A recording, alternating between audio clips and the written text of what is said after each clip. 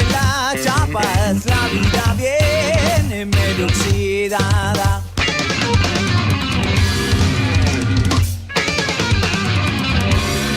No todo es tan facilito como hijo de rico. Siempre ha sido la clase dirigente la que ha creado a los dirigentes. Bienvenidos, bienvenidas a un nuevo programa de la revista Amartya. Arrancamos con todo el día lunes, sin intermediarios, sin boleteros. Sin empresas que venden boletos. Que son peor que los intermediarios. Sin chanchos. Chancho que podría por un chanchito igual. Qué rico. Hoy vamos a entrar, escuchá lo que te digo, vamos a entrar al pasado. Voy a llorar. Estamos haciendo radio y esto es una mezcla de emociones. Vamos a entrar al pasado, otra vez.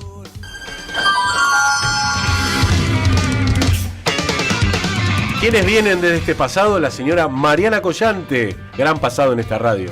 Bueno, podemos decir que sí. No quiero entrar en detalles.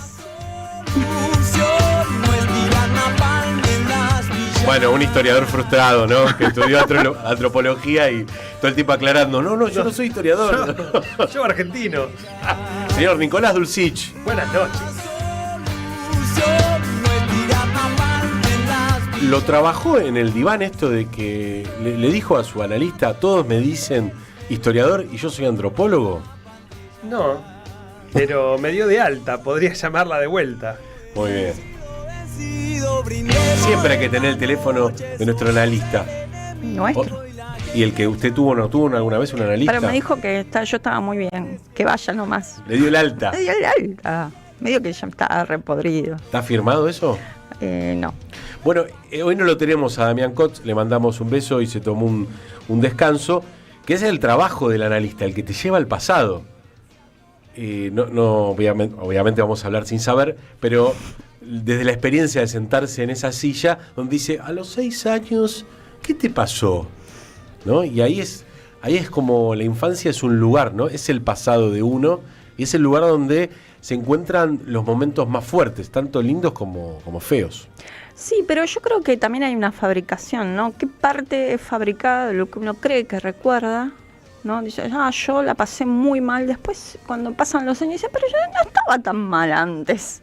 Todo depende del contexto también, ¿no? Cómo las cosas se relativizan. Vamos a ser hartamente repetidores, pero leyendo el libro de Lucrecia Martel, habla de cómo ella presta atención a las conversaciones familiares, se ve que son muchos hermanos, y cómo una misma anécdota es recordada distinto por cada uno de esos hermanos. Totalmente, y sí. Bueno, sí. La famosa tensión entre la historia y la memoria, hablando de historiadores. A ver, ¿cómo es esto? Y yo recuerdo cuando estaba en la facultad que me di cuenta que era contemporáneo de la primera generación de mujeres que votó en nuestro país.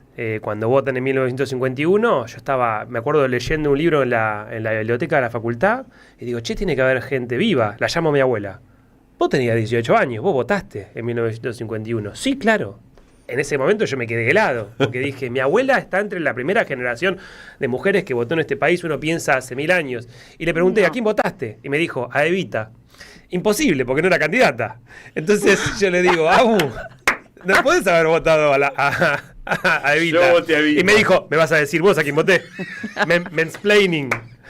Claro. Eso es memoria y historia. Ya está, tiene razón, ella la votó a Evita. Ella votó a Evita. Bueno, eso es fuertísimo, que uno le parece cosas normales y en pasados, en este caso muy recientes. Bueno, el tema de que las mujeres no podían votar, que no se podían separar, todo lo que tiene que ver con los derechos civiles, específicamente las mujeres, la verdad que es muy absurdo cuando uno lo ve a la distancia. No sé qué verán nuestros hijos, nietos o las futuras generaciones hacia atrás diciendo, que mirá vos. Yo siempre lo llevo a otro plano, ¿no? Escribían en teclados, ¿no? Como diciendo, ¿no? Usaban máquinas de coser, podríamos decir nosotros. Bueno, se sigue usando la máquina de coser, pero esos son los esclavos nada más. De una conocida ¿no? La esposa de, Sí. ex esposa de, Ex esposa de... Claro. Humectada, podríamos del decir. gato. sí, una Para no señora decir aguada. Claro. Bueno, pero el pasado también nos trae cosas que en un presente son importantes, son brújulas centrales. Hay cosas que vienen del pasado y debería uno cuidarlas, ¿no? Hay cosas positivas y me parece que hay una mirada actualmente negativa, ¿no? Que me parece que es lo que usa la derecha en tratar de volver a pensar un pasado que no existió, que siempre es glorioso, que hay que restaurar, que es justo en el momento de que ni los trabajadores, ni las mujeres, ni ninguna otra, ni las diversidades, nadie tenía ningún derecho. Ese momento era como glorioso y que hay que reescribir la historia para que eso quede y que nosotros nos pleguemos a esa idea de Argentina potencia, Estados Unidos potencia, ¿no? Me parece que esa es la idea de la derecha, me parece que hay que despegarse de esa idea de pasado, ¿no? Qué fuerte, ¿sabes que me resuena? Estoy viendo mucho documental sobre Jeffrey Epstein. Yo también. Para poder entender, porque uno Para está... irte a dormir bien tranquilo. Terrible. No, la voracidad de ese depredador que cobarde se terminó suicidando sin antes poner a nombre de otras personas sus riquezas para que las víctimas no pudieran hacer un reclamo económico. Pero lo que uno ve no es el monstruo de Jeffrey Epstein, que después, cuando uno ve los que se sacan la foto, no, sin saber. Ya este tipo es un proceso legal de más de 15, 20 años en Estados Unidos, porque el tipo tenía para los que no conocen, yo la verdad que me sorprendió, no era solo un abusador, tenía un sistema piramidal de abuso.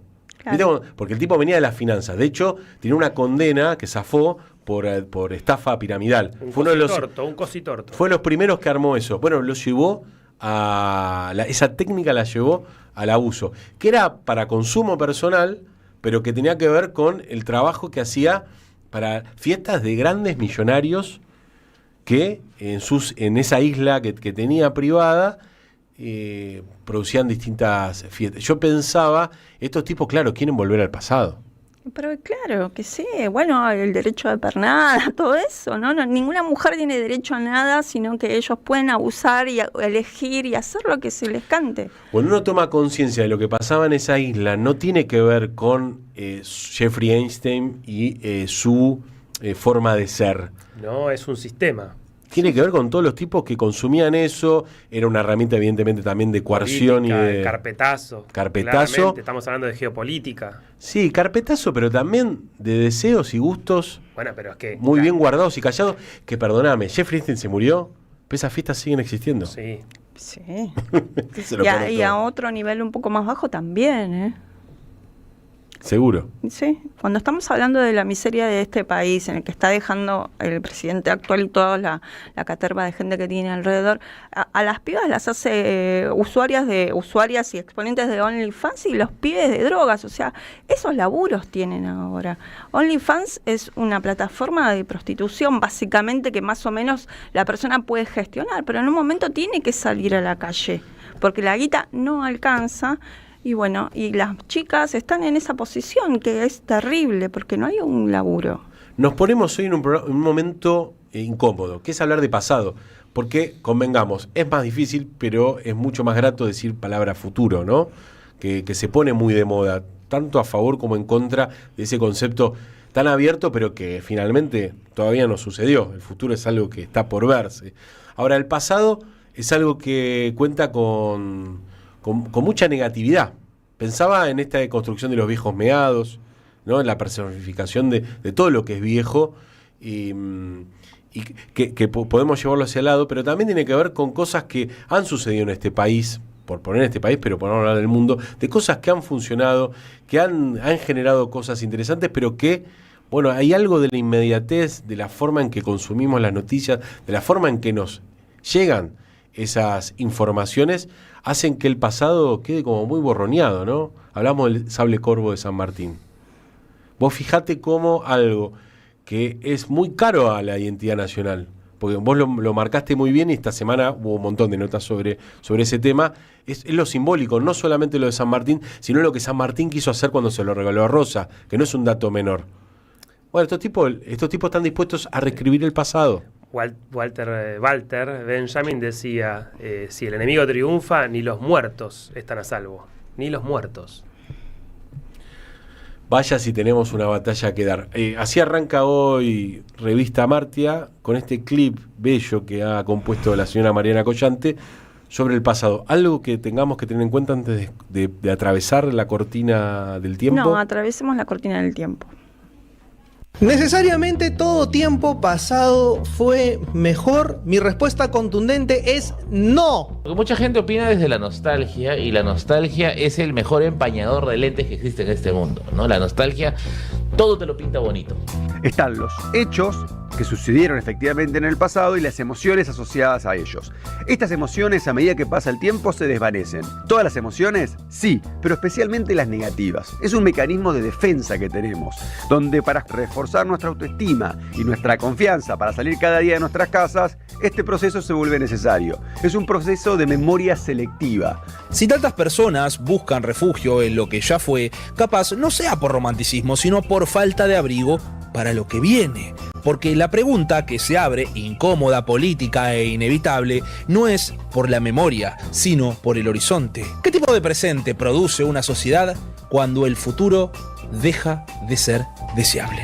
O sea, hay un montón de cosas que no se pueden aplacar, hay un montón de cosas de la memoria que siguen volviendo, hay un montón de situaciones económicas que se repiten, todas son angustiantes, todas dan miedo, todas dan incertidumbre, todo es vivir en una época fantasmagórica. La jauntología es la relación de aquello que no es o que dejó de ser, pero que sigue presente. Algo así como un fantasma. No puedo pretender narrar el mundo de hoy con narrativas y formas de hace 50 años, pero es más fácil escudarse en la repetición, ampararse en lo legitimado. Las sociedades contemporáneas tienden a reciclar y reinterpretar estilos y estéticas de épocas anteriores cuando las tendencias actuales se saturan o pierden innovación. Hay un montón de criterios que teníamos, un montón de teorías que teníamos que no son ya válidas para analizar este fenómeno. Por lo tanto, hay que hacer surgir de nuestro campo, de las experiencias de las que nosotros procedemos, algo nuevo.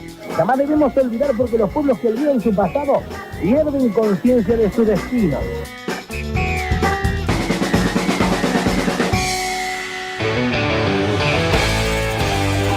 Interesante collage que no toma una posición.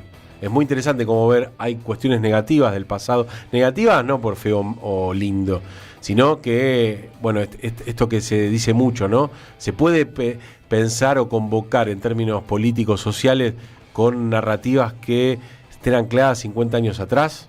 Y me parece que ya no. Ya no, pero hay un desafío también por decir, che, la Constitución de 1949 del peronismo es de vanguardia, es el futuro. Claro, me parece que se puede recuperar el pasado siempre pasándolo por una cuestión crítica. Porque si vos lo recuperás tal como está, me parece que produce un achatamiento. Para mí hay que pensarlo desde otros lugares, pero teniéndolo en cuenta, ¿no? Yo no creo que hay un montón de experiencias acá, como dice decía uno de las voces, es qué pasa con lo que pudo haber sido y no fue, que fue un gran proyecto y que duró muy poco tiempo y que no se pudo aplicar en su totalidad. ¿Qué pasa con todo eso? Bueno, hay un fantasma, es la idea de algo que vuelve a aparecer pero que no se termina de concretar. Entonces me parece interesante volver al pasado, pero con una cuestión más crítica. A mí me gustó lo del collage de Collante. Pensando también en esta idea del pasado como refugio, funciona siempre cuando el presente y el horizonte son oscuros.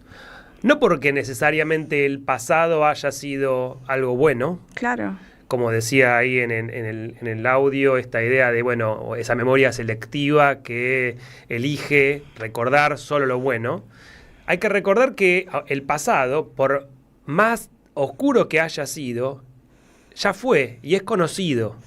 Por ende, es cierta certidumbre. Claro. Mientras que cuando lo que se avisora no es otra cosa que el abismo, claro que el pasado fue mejor. Refugio, a mí me claro. gustaría mucho charlar con las generaciones nuevas chinas de jóvenes, que yo estoy convencido, no lo sé, estoy partiendo de un preconcepto, que no tienen la misma idea de horizonte y de futuro que tenemos nosotros, o al menos no tan oscura.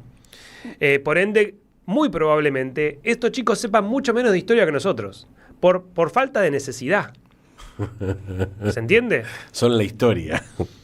Digo, el futuro es mucho más promisorio que lo que supo ser el pasado chino, recordemos solamente en los 80. Está bueno eso, porque vos fíjate que estos proyectos políticos como el de Milei, que son oscurantistas, claro, o sea, te venden la palabra futuro, libertad, pero realmente no tenés posibilidad de proyectar comprarte una casa, de tener un salario que te permita irte de vacaciones. Estamos hablando de un futuro bastante en corto plazo, digo, ¿no? O que tenga que ver con una estabilidad cierta, o que vos puedas tener tal profesión y que tengas un ingreso a partir de eso, ¿no? No hay futuro.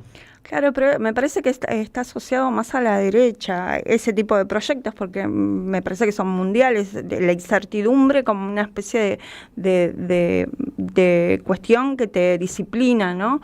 Hay algo que decía Bauman con respecto a esto de la retrotropía, que es como una variante de la utopía y la distopía, que es el refugio en el pasado y, digamos, ceder nuestra libertad por seguridad, ¿no? Y la seguridad es esa seguridad horrible en la que no hay diferencias, ¿no? Donde lo diferente se opaca, se oculta, se expulsa.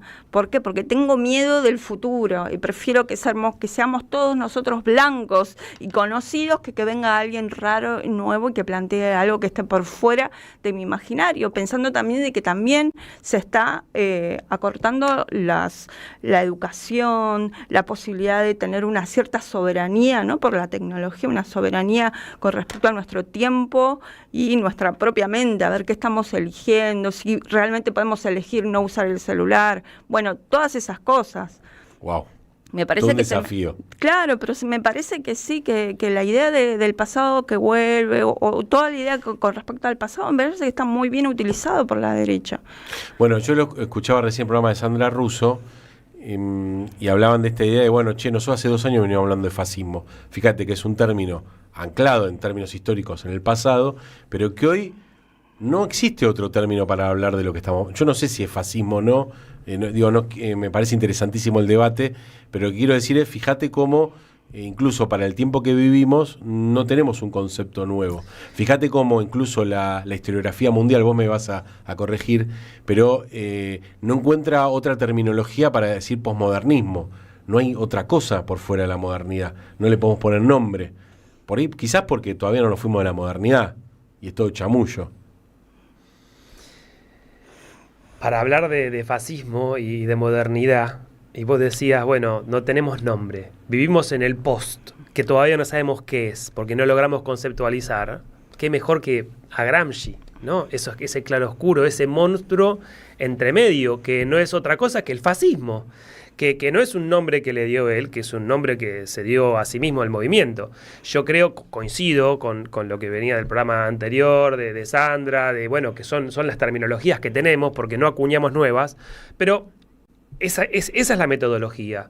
El pasado existió y tiene mucho para darnos, para aprender, para entender cómo llegamos a este presente, y por supuesto estará en nosotros y en las generaciones que vengan reformular y mejorar, si todo sale bien, ese presente y ese pasado, pero no nos queda otra.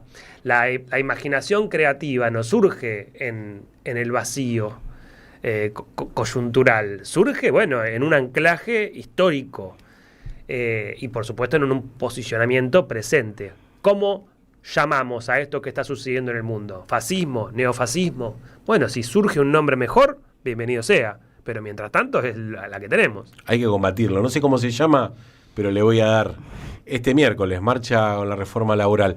Hablamos de pasado y en el arte, en la música más específicamente, hay un procedimiento muy interesante que es el de traer canciones que ya han sido compuestas por tal autor y darles una versión nueva. Es el caso del Tiempo no para, tema que la Versuit hizo inmortal en vivo, es un disco en vivo, pero que es de un compositor brasileño, fíjate, incluso de un idioma que todavía nosotros tenemos que jugar mucho más, ¿no? Entre el portugués y el español, porque el destino está atado, tanto el de Brasil, la Argentina y el de América Latina. Bueno, yendo a lo concreto, Casusa hace este tema, que es un tema dedicado a los medios de comunicación. Se lo dedica porque lo habían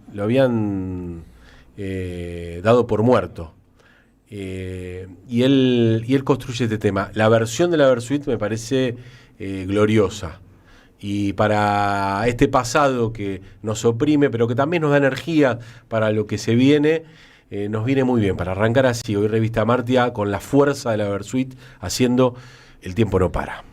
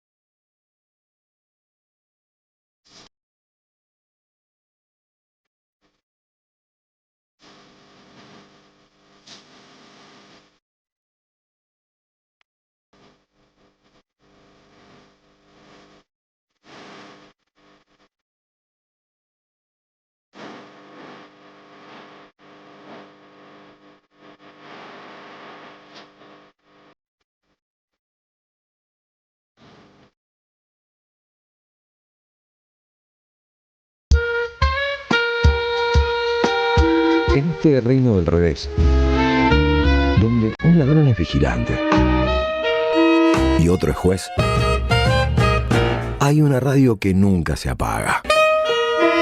Prende la radio. Prendete. AM530. 20 años.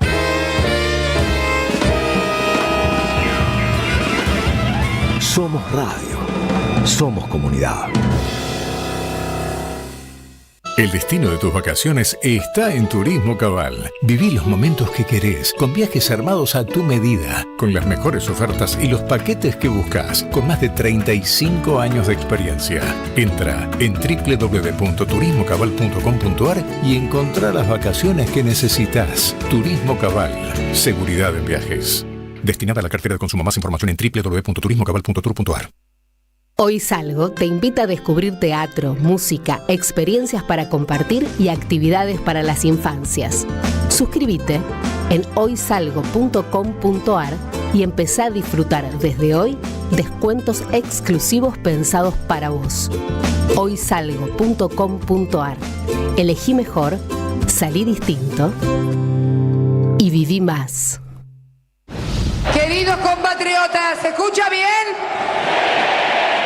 Quiero decirles que yo también los escuché, los escucho y los voy a escuchar siempre. No es un momento más, es un momento clave. No hay solución para el país con esta política y lo saben. Llega lo que el país necesita. La mirada sobre la actualidad que estaba faltando. Muy pronto, 11:11 por Argentina 12. Periodismo con opinión. No fue magia. Los martes a las 0, Raíces y Alas en AM530. Marcelo Koenig invita a conversaciones de medianoche sobre la vida, las resistencias y la patria que soñamos. Raíces y Alas, AM530. Construimos comunidad. Buscamos la verdad siempre. Alimentos cooperativos. Producción y comercialización de productos cooperativos y de agricultura familiar. Envíos a todo el país. Por pedido, envía tu mensaje al 11 34 31 2928. Seguinos en Instagram como @alimentos cooperativos. Seguí a la Cámara de Diputados de la Provincia de Buenos Aires a través de sus redes sociales y entérate de todas las actividades legislativas en Instagram y Facebook como @diputadosBA y en Twitter como HCDiputadosBA. Gracias, mami. Escuchar este mensaje te toma más tiempo que abrochar tu cinturón o la sillita de tu hija o hijo. Un clic que salva. Ministerio de Transporte, Gobierno de la Provincia de Buenos Aires. Amartya. Una revista papel hecha radio.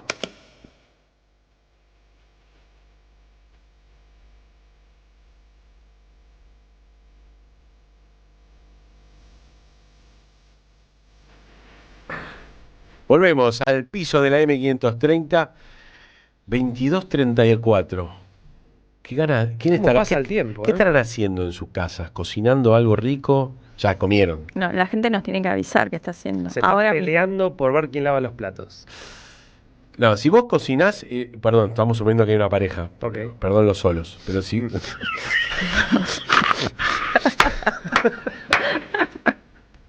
Bueno, acá me están amenazando. No, pero bueno, para, tenés hijos, por ejemplo, ¿no? Yo con mis hijos lo hacemos, que es aprender a lavar los platos. Mi vieja no me hacía lavar los platos y hoy me cuesta un montón lavar los platos. Es una crítica que estoy haciendo en este momento. Pero a los pibes, si alguien cocina, el otro lava. Claro, por ejemplo, pero está muy bien que usted le eche la culpa a su madre por su propia desidia, ¿no? Tiene razón, porque mi viejo ni siquiera estaba, ni siquiera aparecía. Pero sí, hay que trabajar esa conciencia práctica de lavar los platos, definitivamente. Sí. Porque lo va a regresar el futuro. El día de mañana, como decía mi papá cuando me retaba, me decía, el día de mañana vos no vas a saber los platos y te vas a casar y un montón de cosas que seguían que yo... Me decía, andá a lavar los platos. No, pero Mi vieja, súper feminista, no me olvido más el día que cayó con una hoja de papel, clavó un cronograma y dijo: los lunes pone la mesa Tommy, los lunes saca la mesa Sofía y cocina tal y blava, y cada uno tenía una tarea. ¿Cuántos hermanos eran? Éramos 4, pero lo divertido es que a las semanas empezamos a darnos cuenta de que podíamos apostar. En vez de plata, te apuesto 3 lavadas. ¡Buenísimo!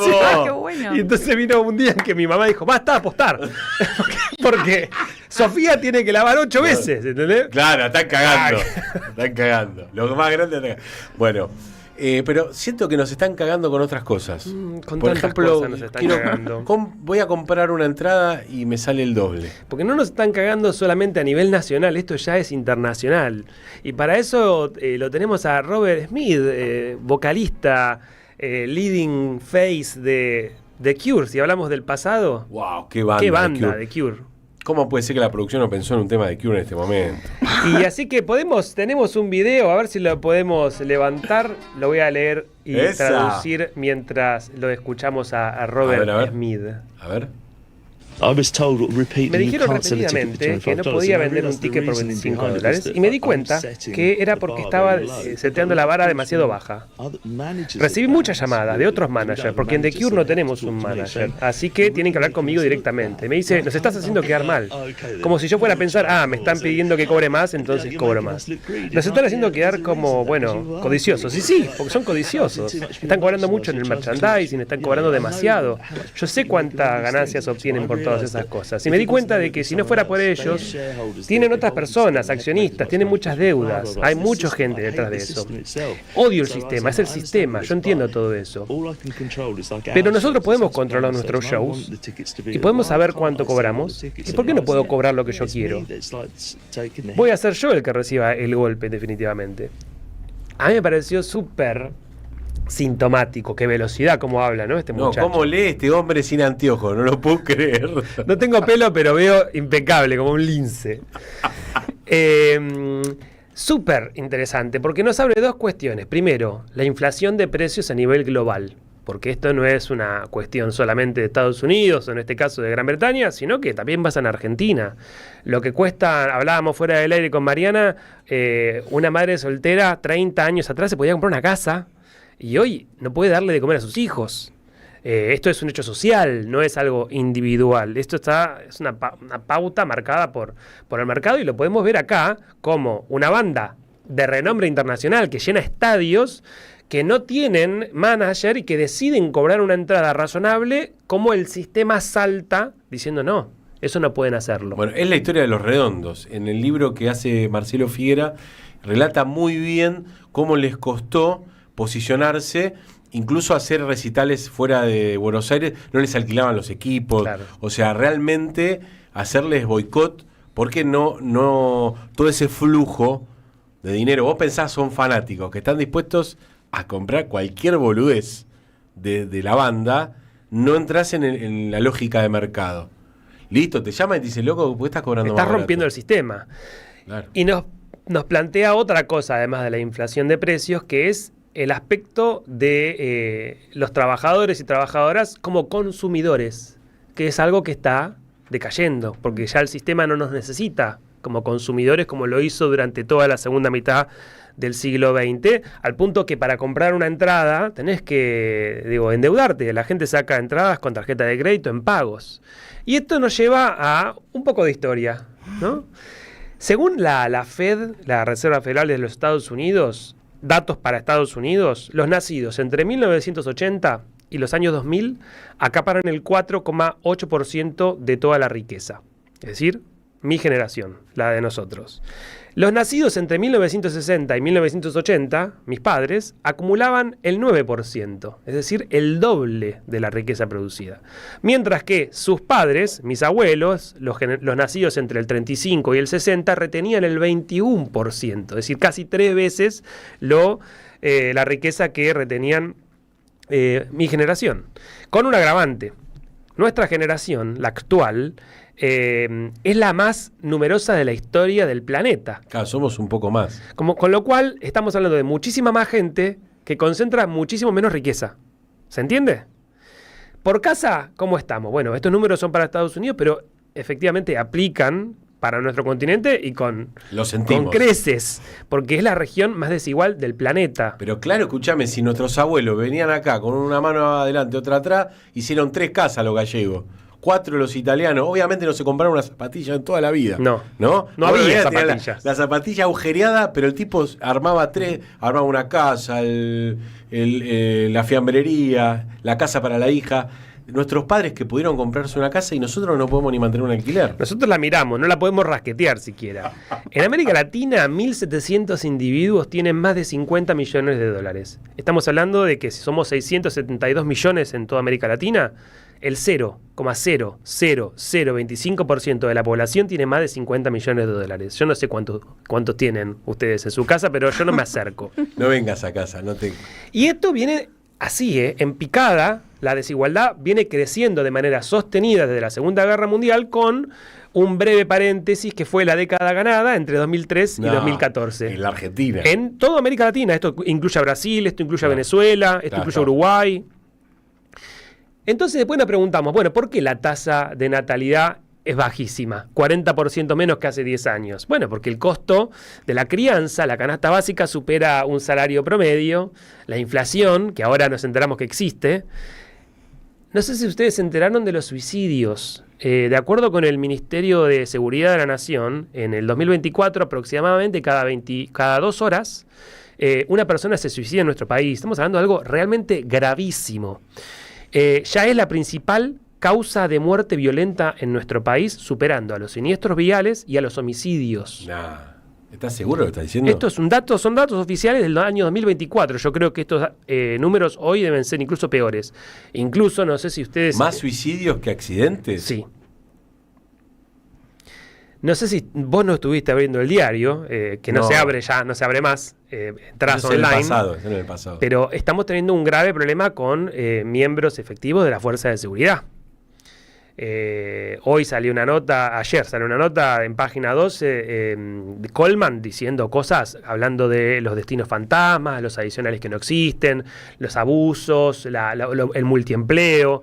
Y todo esto me permitía pensar, cuando yo veía este video, leía la tasa de natalidad y sobre todo lo de los suicidios, pensar en Durkheim. Émile Durkheim, francés, sociólogo, uno de los fundadores de la sociología moderna, o al menos occidental, que él tiene todo un trabajo en torno al suicidio, que dice que incluso en un acto que en apariencia se presenta como muy íntimo, extremadamente íntimo, es en el fondo un hecho social, y hay una explicación coyuntural para explicar esa situación.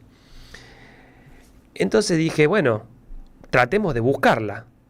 Y volvemos a lo que decíamos sobre el inicio del programa, este retorno al fascismo, o si lo querés llamar, neofascismos, que no es otra cosa que una crisis orgánica, o, usando la terminología de Gramsci, una crisis de hegemonía. Según Gramsci, el fascismo va a ser una respuesta a una crisis estructural. La clase dominante ya no podía gobernar con consenso porque había perdido la hegemonía, pero al mismo tiempo las clases subalternas tampoco lograban imponerse como alternativa. Y ahí generaba justamente la tensión y la crisis. La respuesta del fascismo entonces es una forma reaccionaria de movilizar a las masas, pero desde arriba hacia abajo, no desde abajo hacia arriba, desactivando entonces la lucha de clases revolucionarias y recomponiendo el dominio burgués mediante la coerción y un nuevo consenso nacionalista. El fascismo, dice Gramsci, aprovecha entonces así el malestar generalizado por la crisis económica y canaliza el descontento hacia un proyecto reaccionario en lugar de un proyecto socialista, y empieza a encontrar chivos expiatorios en todos lados, ¿no? Las disidencias, los inmigrantes, otras religiones, exactamente. Aparecen así, según Gramsci, nuevas formas de organización productiva y de control social. La modernización industrial, lo que podemos conocer más popularmente como Fordismo, y el autoritarismo arcaico, que no es otra cosa que una de las tantas facetas del intervencionismo estatal. Estamos hablando de la producción en masa, de la estandarización, de la línea de montaje, que no es solamente una nueva técnica, es un nuevo modo de vida. que disciplinaba al trabajador y que creaba un nuevo tipo de consumidor y que a partir de ahí reorganizaba la sociedad. Volvamos a The Cure y esta idea de somos consumidores porque podemos consumir, podemos llegar a seguir una entrada y encontrar cierto goce capitalista. Bueno, eso que surge con el consumo de masas, a partir de ese proceso de industrialización y de estandarización y del Fordismo, empezar a resquebrajar. Estamos hablando en este momento de un capital industrial y un trabajador colectivo situado en una fábrica. El Fordismo venía acompañado de una reforma moral y de una reforma intelectual. Estamos hablando de salarios altos para crear justamente consumidores. El obrero fordista con su casa californiana, con el auto, el paradigma de Evita y de Perón y del núcleo familiar.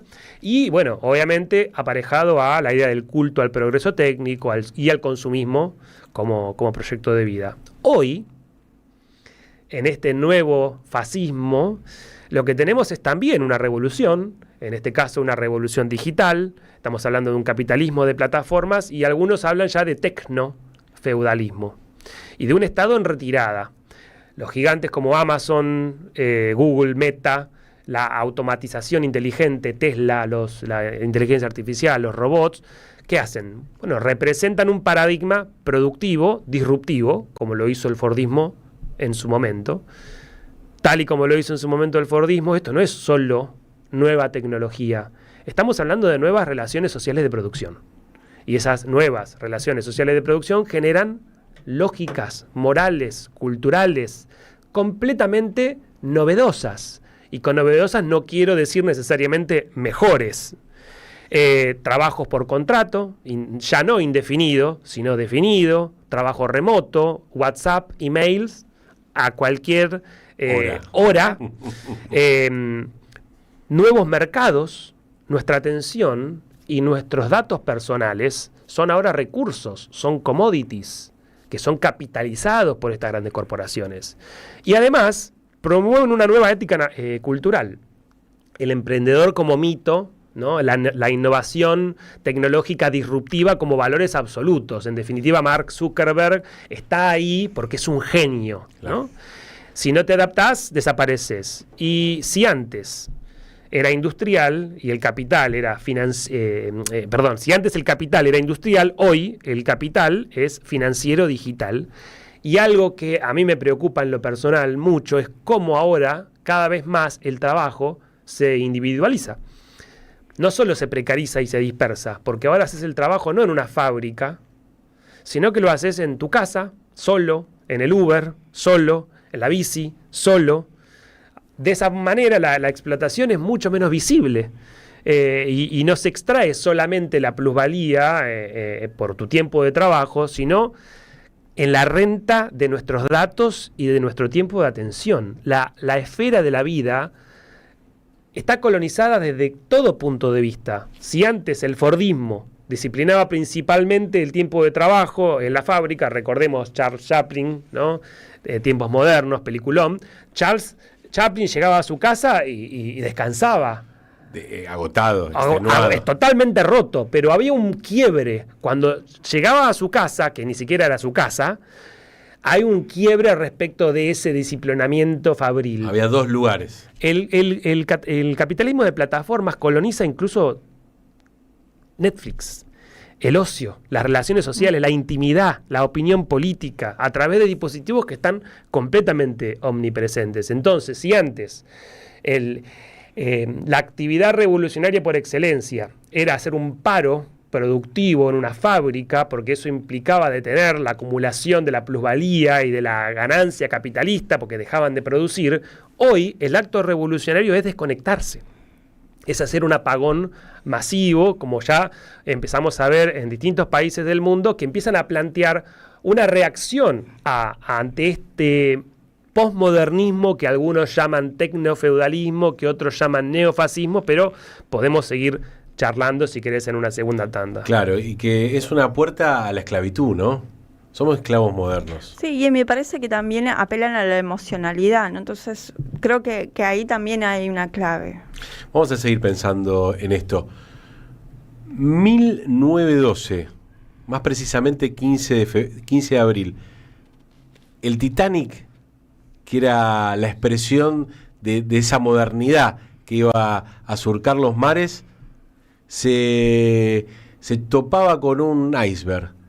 Y que vos fijate que para que estuviera más bello ese barco, no pusieron los botes necesarios. Algo que hubiera podido evitar el número es, más de 1.500 personas murieron en ese naufragio.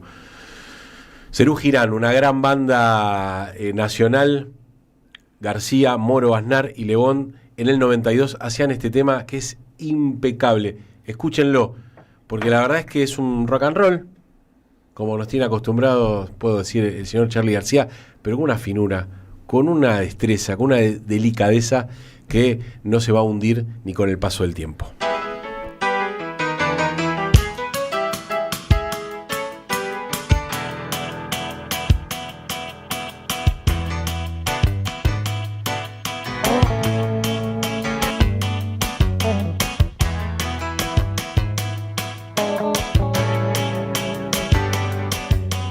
Ella se fue, nadie la vio, su nombre se perdió. En una calle, en algún bar, escucha esta canción. Yo voy a ahogarme en el río, voy a ahogarme en el mar. Voy a salir de este lío mientras pueda escapar. Voy a poner una bomba virtual para hundir el Titanic.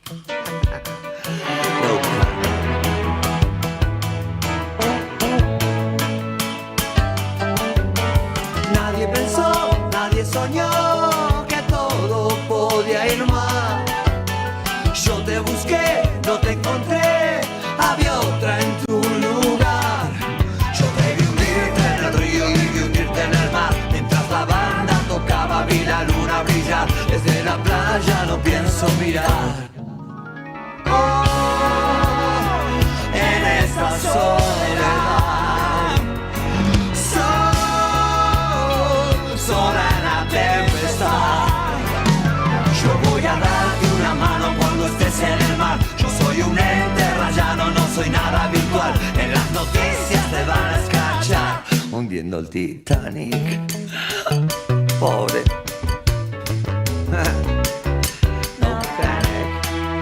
Damas y caballeros, no hay nada de qué preocuparse. Este Titanic es inundible. Os repito, es inundible. ¿Me escucháis? Que os he dicho que es inundible. Quiso sacarme del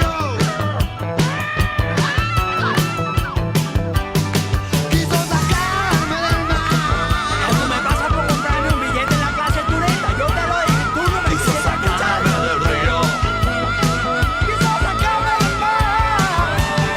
Quiso sacarme del río y sacarme del mar. Quiso sacarme del lío sin correr ni rezar. Pero en la fiesta se quiso quedar y se unió en el Titanic. Nadie lee nada. Ya te dije, me gusta leer. Ella tiene 13 años y aproximadamente lee 40 libros al mes. Seguimos leyendo en esta época, Qué pero bueno, yo tengo biblioteca hasta en el baño. Si tú quieres, a ti te va a gustar este libro y a mí me va a gustar este libro. Tú a mí me tienes que respetar. Ellos cuando recibieron el libro cerraron los ojos y lo olieron. Es algo increíble. Tengo libros en iBook. Una persona que lee es una persona que quiere saber más. Me gusta leer. Leedores de libros son genios.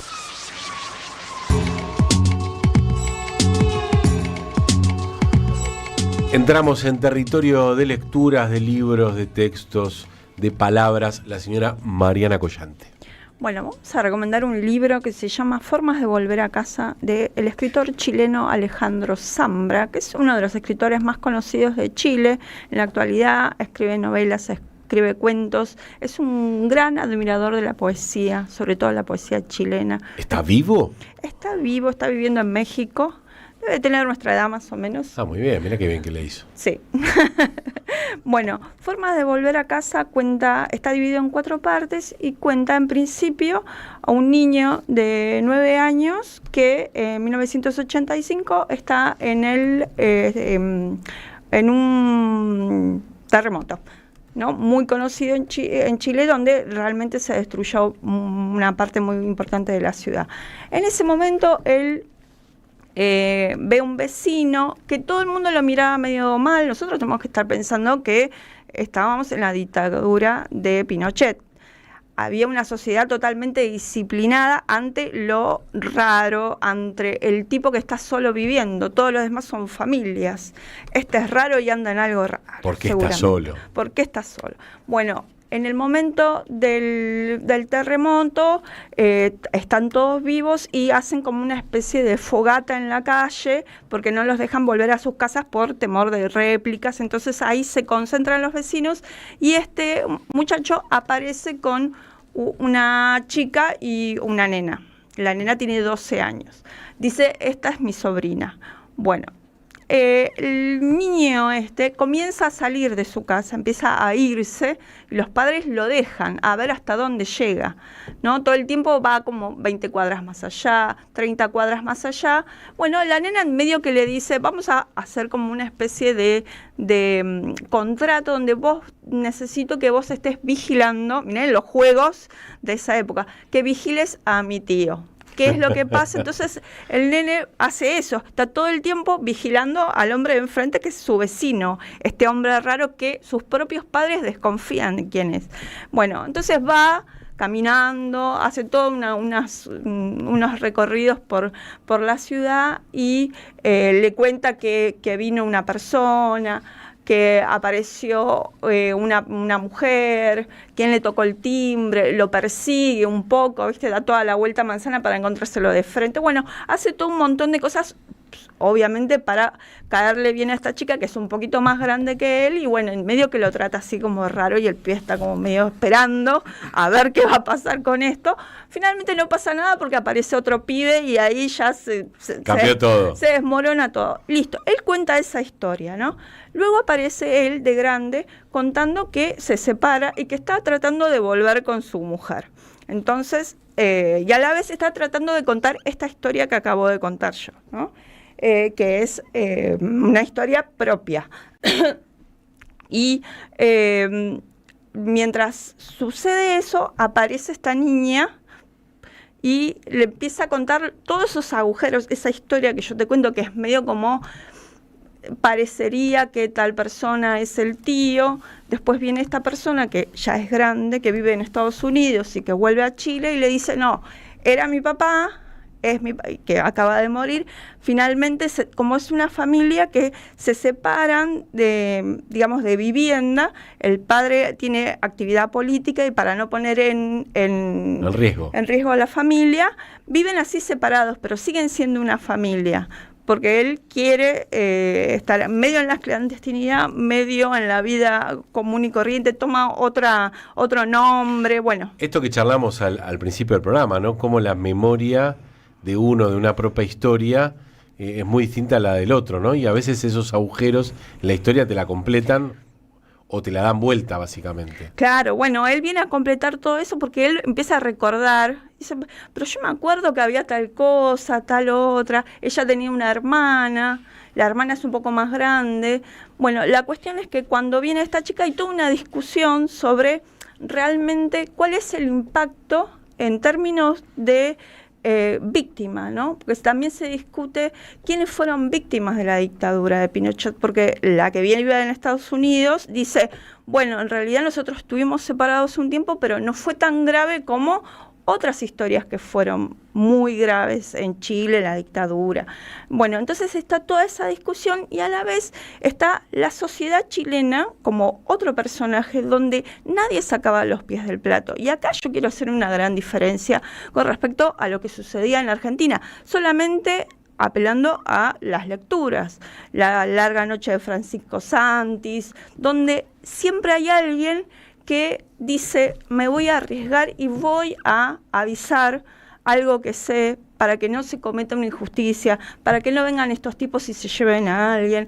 Y hay muchas de esas historias que sabemos que han ocurrido en la vida real. Y en Chile hay algo donde él está reconstruyendo toda esa historia y habla con los padres previo a la votación que define a Piñera como presidente. Ah, mirá. Entonces él está también cuestionando cómo era la sociedad y cómo sus padres, él dice, ¿ustedes eran pinochetistas? Y el padre no dice ni sí ni no, dice, nosotros somos chilenos. ¡Wow! ¡Qué buena pregunta, claro! Claro, porque él tiene como un recuerdo de que los juegos tenían que ver con espiarse, con perseguirse, con cosas que estaban ahí mientras ellos crecían. También estaba la muerte todo el tiempo y los padres totalmente adiestrados a eso y con mucho miedo. Pero el miedo no desaparece, digamos, cambia la situación política y los tipos siguen votando a la derecha. Porque hay una necesidad de orden. Imagínense que un chileno diga la necesidad de orden, porque no viven acá. Pero hay algo, ¿no? Como en el ADN de ese pueblo, que es muy diferente a lo que ocurrió acá en Argentina, más o menos en la misma época, con la misma contundencia, ¿no? Con la misma cosa sanguinaria que hemos vivido. Y lo último que quiero decir es que esta especie de literatura de los hijos, ¿no? De los hijos de la dictadura, digamos, había muchos que estuvieron politizados y otros que no. Él todo el tiempo está como diciendo, bueno, pero mi familia no es politizada, no murió nadie vinculado de mi familia vinculado a lo político, porque nadie tenía nada que ver con lo político. Y hay una cuestión de los escritores chilenos que en un momento muchos empezaron a pensar cómo se relacionaban los padres con la dictadura. Y había muchos casos como el de Zambra, y después hay otros casos como otra escritora llamada Nona Fernández, que es todo lo contrario, una familia muy vinculada y que zafó de casualidad, y así. Pero hay un momento en la historia de la literatura chilena que se llama la literatura de los hijos. Claro, una sociedad que atravesó esa dictadura de una manera muy distinta a la Argentina. Yo estuve un par de veces en Chile, y es muy fuerte, no es el mismo, lo que hace 10 años acá era indiscutible, ahora obviamente los libertarios quieren poner en duda todo, ¿no? Sí, pero en Argentina, en la Plaza de Orrego no podés comprar una taza con la cara de Videla. Ni en pedo. Y allá sí. Allá sí. Recuerdo por lo menos varias escenas donde para mí era algo obvio y me acuerdo de una señora, fuimos para los 30 años del ataque a la moneda, Allende, y que ellos no pudieron ir nunca más a la Plaza de Mayo. Después de los 30 años volvieron a hacer una marcha a lo que era la moneda. No, picante. Esto de no poder marchar por la calle era algo habitual en Chile. Apareció los carabineros, subieron a la vereda. Eso que ahora están practicando acá, en Chile era bastante usual. Las respuestas también, las réplicas son mucho más violentas en los barrios, de las barriadas chilenas. Pero recuerdo una señora me dice, ¿y por qué? ¿Qué viene? No, porque estamos por los 30 años de la dictadura de Pinochet. ¿Qué dictadura? Me lo dijo la vieja, no me lo dijo claro, sin saber, ¿no? Y esa cara de esa mujer anciana, qué vieja de mierda. No, pero bueno, fue seguro fuerte para mí. Para mí fue fuerte. ¿Qué dictadura? Me preguntó. Bueno. Alejandro Zambra, tiene, ¿cómo se llama las citas cuando empiezan los libros? Citas. Una de Benjamin. Ahora sé caminar. No podré aprender nunca más. Somos radio, pero somos más que radio. Entra a am530somosradio.com y encontrá un menú diferente a lo que da vueltas en la red. Noticias, información exclusiva, análisis y grandes momentos de la radio en el nuevo portal de AM530. AM530. Somos redes. Somos radio. Vení a conocer la provincia de Buenos Aires. Turismo todo el año. Provincia Bonita, Argentina. Más información en buenosaires.tour.ar. Gobierno de la provincia de Buenos Aires. El golpe que duró más de 3 meses. El fin del mito de la caída incruenta de Perón. De Rafael Cuyén y Juan José Salinas. Un ensayo histórico sobre los orígenes del golpe de 1955 y el inicio del terrorismo de Estado en la Argentina. Basado en las investigaciones del Archivo Nacional de la Memoria, se trata de una obra contundente que expone la violencia política como estrategia dirigida para intimidar a la población y desterrar los avances de la revolución justicialista y su Constitución Popular de 1949. Conseguilo en librerías y en edicionessicus.com.ar.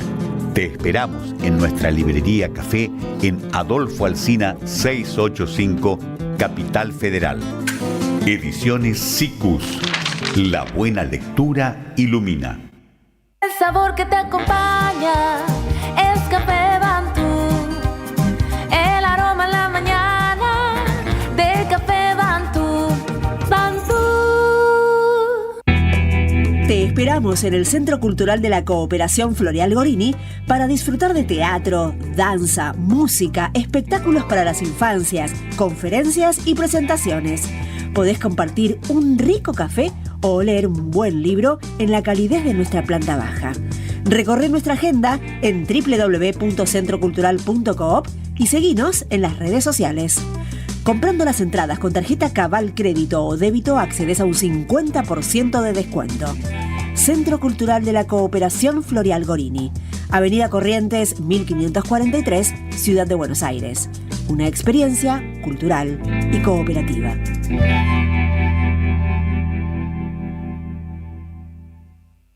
A las madres, las abrazamos entre todas y todos. No les vengo a hablar de lo mal que nos trata el gobierno. Las madres no esperamos nada de Milei, lo combatimos. No queremos sentarnos a hablar con él ni con nadie que venga de su mano. Pero las madres sí esperamos todo de nuestro pueblo. Seguimos la lucha como ella le hubiera gustado y reclamamos una vez más la solidaridad de todos los que nos quieren. Colaboren, no importa si poco o mucho, lo que puedan. Todo suma, los necesitamos. No se olviden el alias, amigos.madres.plaza. Tu aporte económico es muy importante para seguir creciendo. Defendamos la memoria, un legado cargado de futuro. Súmate a este proyecto colectivo. Construyamos comunidad. Esto no es joda. Esto es el programa de la revista Martia.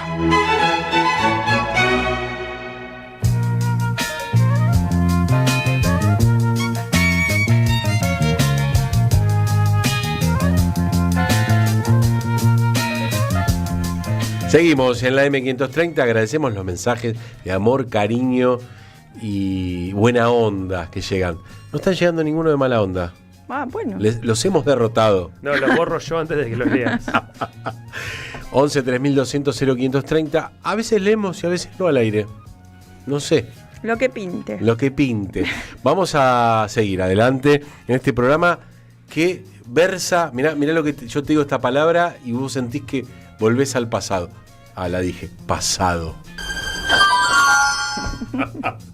Amo los efectos. Pero es un pasado como de sueño, ¿no? ¿Cómo dijiste que dijiste? Como de sueño. El que no vio Volver al Futuro, tarea para el hogar. 1, 2 y 3. Con hijos. Esa es una práctica que yo tengo que es muy saludable. Que es, ¿vos querés ver una película, nene? Vení. Vas a ver Volver al Futuro, vas a ver los Goonies, ¿entendés? Vas a ver, no sé... Pero y si quiere ver la película tiene que tener hijos. O sea, bueno, quizás es un proceso un poco más largo. Bueno, perdón, es muy autorreferencial. Falta un montón para ver Volver al Futuro. Yo tenía la 1, ¿viste? Yo la tenía ya en el videotape ahora a la noche. Conseguíte con hijos. Pero pasa que como el otro día vi Esperando la Carroza. Con tus hijos. ¿Qué película? Por supuesto. Porque ellos tienen que saber lo que es bueno. En el futuro me lo van a agradecer. El día de mañana. El día de mañana. Qué fuerte esa película. Muy bien. Una húngara. Qué buenísimo. No, es buenísima. Pero aparte el tono es siempre arriba. No, claro, son piezas de teatro. Claro. Muy gritado para el teatro que estamos acostumbrados ahora. Todo gritado. Pero la velocidad de la película, muy actual. Porque uno mira una película de los 80 y es bastante lenta. ¿Viste? Que son unos garcas y ahora un problema social. Diciendo, loco, llévate, le dice la actriz. Un ratito, le dice, necesito respirar. No es muy bien. Todos unos garcas. No, impresionante. Vos tenés una pobreza digna. No, es impecable. Yo no soy la tía. Ella es la tía y a mí no. Vos tenés una pobreza digna. Bueno, hablando del pasado, esta semana es una semana clave para los y las argentinas. El miércoles 11 se espera la votación de la primera media sanción que necesita una ley para ser aprobada en el Senado. Una ley, la ley de reforma laboral, que es, ya lo han dicho muchas veces, el sueño húmedo de los poderosos para en la Argentina. Para volver al pasado. Es para volver al pasado. Hay una escena muy fuerte que algún libro tendrá que retratar, alguna película. No sé si pudieron ver en Bursaco, una empresa que pedía currículum para un puesto de logística. Muy básico. Horas de cola. 3.000 currículum. 10 cuadras de cola. Yo, no sé ustedes, pero yo solo lo recuerdo sobre los 90.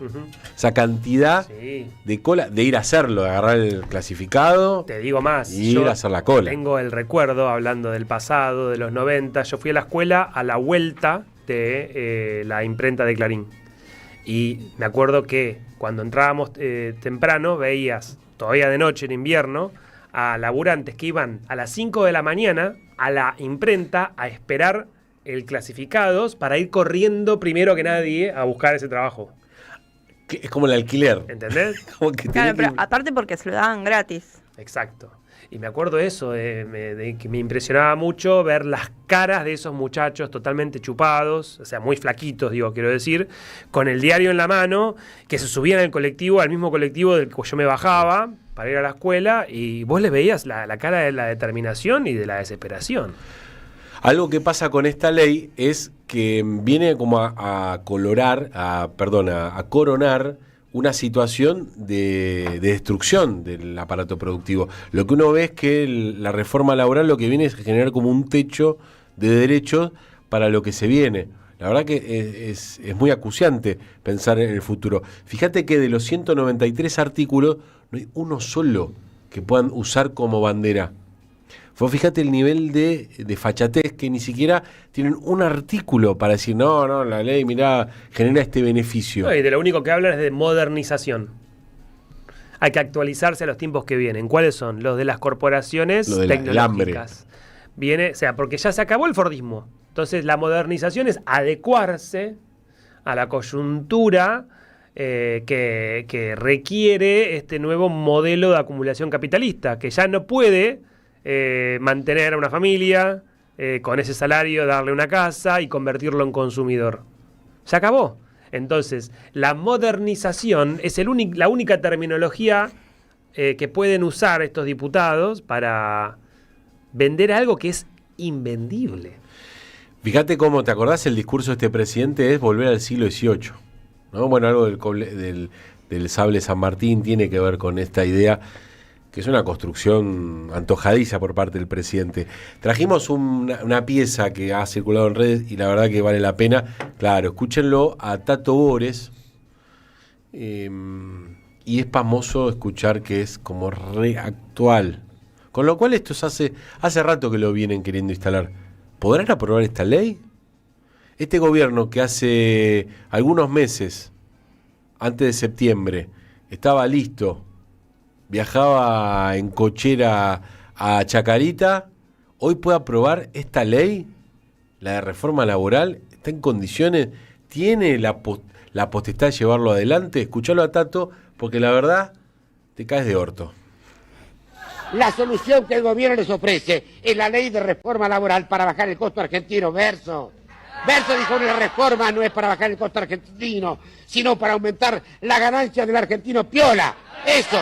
Y si no, fíjate en los artículos importados, los traen a 2 y los venden a 35. El costo argentino es que todo el mundo se quiera hacer rico en 15 minutos sin arriesgar nada y jodiendo al prójimo, gritaba uno. Lo que pretenden con la reforma, Chillón delegado, es tener semanas de 10 días hábiles y, si fuera posible, días de 32 horas, y que si te racan, le beses la mano al trompa y le digas, gracias, amo. Wow, qué fineza, ¿no? La de Tato. Vos escuchás algunos de los puntos centrales de la reforma laboral. Uno que le ponen este título, Banco de Horas, pero que hay que reconocerle cierto intento de creatividad. No, esto no te hacen una canción ni en pedo, pero con esto tiene una creatividad. Se esmeran. El banco de horas viene a romper y pulverizar el funcionamiento del trabajo que nosotros tenemos. Porque pensá que ahora un patrón te puede decir, te quedás un rato más y mañana venís menos. O sea, permite que, estructuraliza lo que es esta desorden de te la caga la de vida, Julián, te caga la vida. Directamente. Yo tuve la oportunidad de trabajar unos meses en Así Estados con- Unidos Ajá. y yo experimenté de primera mano lo que era llevarme mal con tu supervisor y que tu supervisor, haciendo uso de una pequeñísima cuota de poder, porque él también era, ella, mejor dicho, era una explotada del sistema, me cambiaba todas las semanas la jornada laboral y los días. Por ende, yo no podía tener amigos. Yo no podía decirle a, che, Julián, vamos a volver al futuro. No, ¿qué día? El sábado. No puedo. No sé si voy a poder. No sabes si vas a No poder. sé si voy a poder. Entonces era constantemente estar yendo al pie de esta persona, no solo para decirle, che, quiero saber si la semana que viene puedo jugar al fútbol con mis amigos, porque no. Sumado a que esta ¿Qué le hiciste? Algo le hiciste. Trabajaba muy duro. Pero digo, sumémosle a esto los salarios Sí, de claro, hambre, claro. que te van a lograr que estos trabajadores, nosotros, tengamos que rogar por las horas extras, que es algo que ya sucede en el Estado Nacional y en empresas privadas también, para poder llegar a fin de mes. Pero para poder acceder a esas horas extras, ¿qué tenés que hacer? Ir al pie. Con lo cual, eso no construye una relación completamente asimétrica. Pero es el esclavismo. Mirá liso y llano. el otro, que te va a indignar más todavía, que es el de la fragmentación de las vacaciones. Claro, o sea, si vos lo pensás del lado del empresario, empresas de muchas personas, cuando vienen las vacaciones, hay un costo adicional que son los reemplazos. La radio lo sabe muy bien eso. Entonces imagínate, vos imaginate si vos le tenés que fraccionar, decirle, che, Carlito, no te puedes tomar los 21 días, te los tenés que tomar 7, aparte 7 en junio, 7 en agosto, ¿no? Y así podés reducir el costo laboral. Y vos fíjate Ahora, cómo se relaciona con lo que charlábamos recién, porque no solo estás atentando contra un derecho, que es la vacación, ¿no? Y el descanso, sino que estás atentando contra la creación del consumidor. Porque ese trabajador y su familia dejan de irse de vacaciones, no consumen, no compran un pasaje de micro, estamos avanzando hacia un modelo de acumulación capitalista que ya no nos necesita como consumidores. Eso es lo sumamente interesante. Lo triste. Lo alarmante es que ya ni siquiera nos van a invitar a eso que nos supieron invitar por ¿cuánto? 70 años. Bueno, es que realmente hay que dar vuelta a la taba para cambiar esto. El último punto, si querés, que me parece interesante, es la indemnización. Que realmente con este proyecto lo que logran es que cuando vos te echen de un trabajo, no te van a calcular los aguinaldos, vacaciones ni premios. Ahora, es importante esto, porque incluso para el que trabaja en negro, tiene el derecho después de hacer el reclamo y que le calculen esto. O sea, es una pérdida, es una cristalización de la pérdida de derechos laborales. Que, hay que decirlo, ojo, como se pierde se vuelve a ganar. Y nosotros bajamos de los árboles, estos homínidos, que fuimos esclavos por muchos siglos, de muchos patrones, y que nos terminamos liberando. Tratemos de tardar un poco menos, pero hablamos de revoluciones realmente de gente analfabeta. No sé, la revolución rusa. La revolución que hizo el peronismo acá, de gente que laburaba, pero por favor, que hay que tomar conciencia de eso. Perón es Perón después de dar las vacaciones, no antes de dar las vacaciones. No antes de dar la indemnización. No antes de dar los derechos laborales. Sí, que tampoco fue algo, una dádiva. Fue una conquista. Claro, no lo digo porque si no se entiende por qué la gente sale a defender determinado referente. Este fin de semana en la mesa de Mirta Legrand, lugar icónico de la oligarquía argentina, estuvo Patricia Bullrich, que es como la gran portadora de este debate, que viene como orejeando las cartas en el truco diciendo, tengo el número, me da el número. Vamos a ver qué pasa en la calle también. Si es parte de esta época que lo que pasa en la calle no determina lo que pase adentro del palacio. Ninguno de los senadores en este caso se van a sentir presionados por, entre otras cosas, una gran movilización. Escuchala porque encima tiene la desfachatez de hacerse los ridículos. Hay una periodista que si no es de Canal 9, tratando de remarla y hacerle una crítica. Vos fíjate qué paupérrimo incluso es el debate que nos ofrece incluso el gobierno, ¿no? Esta reforma laboral está enfocada más en las grandes empresas y no justamente en esa parte. Eso también que tendría que tener como un esquema diferenciado para pequeñas empresas. A ver, ya la van a ver. Esa es la sorpresa que no querías revelar. Ya la van a ver. Te lo spoileamos. El gobierno maneja poca información. No, lo que pasa es que no quería, había una parte que no querían revelar. Pero hay que revelar, tenemos que saber. Sí, bueno, pero bueno, fíjate, ya van a ver, ¿qué es una vendedora de cosméticos? Ya van a ver. Edith Hermida es la periodista que intentó, la verdad, contra viento y marea, discutirle a Patricia Bullrich, ¿no? Y me parece que esto deja una puerta abierta. Veremos qué pasa el 11 de marzo. Pero pensando en que hay que reformar el trabajo. Me parece que hay que oponerse a esto, un objetivo que tienen los trabajadores que sigue siendo reducción de la jornada laboral. Algo que en la Argentina, te voy a dar un dato, está bastante retrasada. En Colombia ya tienen una ley que reduce progresivamente las 48 a las 42 horas. En Chile hay un proceso gradual también de reducción de 45 a 40 horas. México también, la jornada legal vigente, que es de 48 horas semanales, se está llevando adelante una reforma constitucional para reducirla a 40 horas.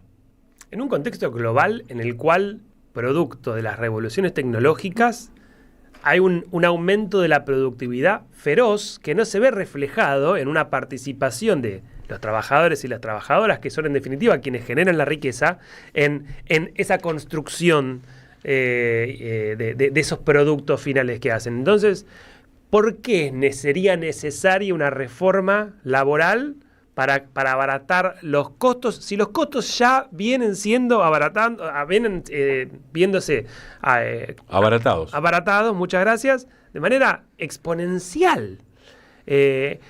Un siglo atrás, lo que un trabajador necesitaba en términos de hora de su vida para obtener su trabajo era infinitamente más que en la actualidad. Esto no es otra cosa que la codicia y la avaricia total. Naturalizada, ¿no? Hay una idea, y creo que lo que hemos perdido los trabajadores y las trabajadoras es considerarnos como esto, como somos los que generamos ganancia. En algún momento tiene que volver esa revalorización de nuestro lugar como motores de la historia, como diría el marxismo, ¿no? Pero también el peronismo también usó a los trabajadores, usó en el mejor de los sentidos a los trabajadores como los que generaban el movimiento hacia adelante. Trabajadores sin derechos. Claro, eso. Quizás el pasado... Emprendedores, porque ni siquiera es trabajadores, porque la connotación trabajador tiene otro peso, pero emprendedor es como sos el dueño de tu propia empresa, de vos mismo, de tu propio cuerpo. Quizás ahí hay una llave de lo que queremos transmitirles con este programa. Fíjense cómo los mismos trabajadores que tampoco tenían derecho, que laburaban más horas de la que podían con sus cuerpos, que su familia llegaban y no tenían un mango, digo, esos trabajadores pudieron dar vuelta a una situación en este país y en muchos otros países. 8 horas para trabajar, 8 horas para descansar y 8 horas para hacer lo que querramos. No pedimos mucho. Hay que lucharlo, eso sí.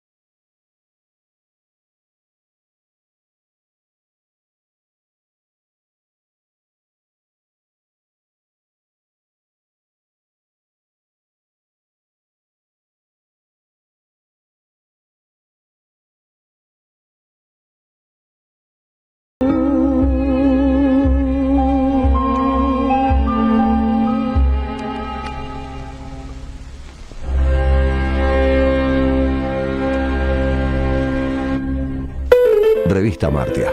Hacer es la mejor manera de decir. Y mejor que prometer es realizar.